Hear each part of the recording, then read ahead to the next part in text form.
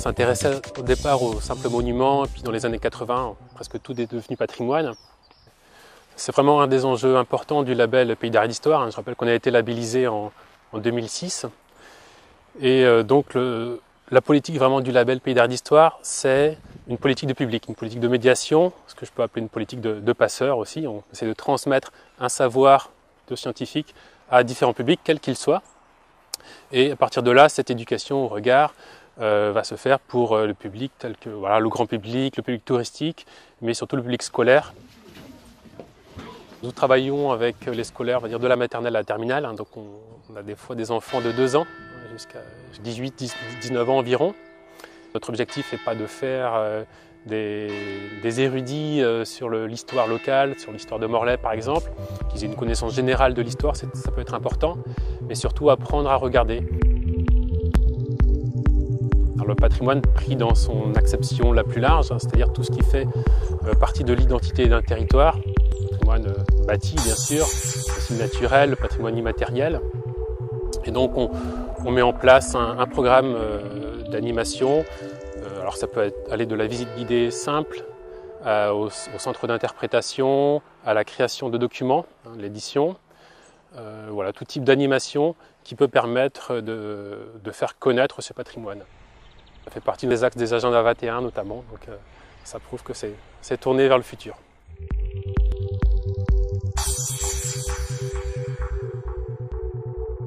Le festival est né en 1997, on devait être étudiant ou lycéen pour certains, étudiants pour d'autres. On a commencé dans les bars, un programme dans quelques bars, un prix pas cher. On nous a souvent dit parce que ça marchera pas, etc. Puis ça a pris tout de suite. Et puis on est monté en échelon d'année en année.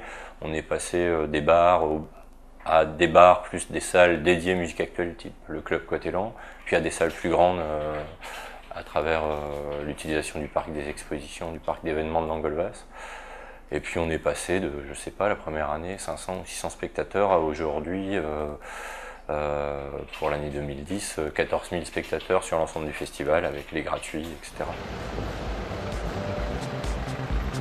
À la base, c'était totalement bénévole, et puis on a créé les premiers postes il y a 7-8 ans. D'abord mon poste, puis maintenant c'est une équipe de 4 permanents, communication, partenariat, comptabilité, etc. Qui est renforcée au moment du festival ou à des moments un peu cruciaux dans l'année par des stagiaires qui viennent par exemple d'écoles spécifiques comme Issoudun, qui sont des écoles dédiées à l'apprentissage en termes de spectacle vivant, d'intermittents du spectacle énormément parce qu'on emploie plus de 180 personnes différentes chaque année. Morlaix Communauté, la ville de Morlaix, la team sont associés au festival depuis plusieurs années sur tout un dispositif de navettes qui mène les festivaliers du centre-ville au parc d'événements de Langolvas tout au long de la soirée. Il y a aussi des partenaires privés comme le Floc des Pollutions qui sont plus particulièrement sensibles à ces actions-là et qui viennent en soutien au festival à travers du mécénat par exemple, parce qu'on a cette démarche-là. C'est tout simplement en fait Camille Thomas a proposé qu'on soit un partenaire de Panorama parce qu'ils rentraient dans le cadre du développement durable avec le recyclage des gobelets, le bio servi au festival et donc il nous a demandé si on voulait bien participer et tout naturellement ça s'est fait.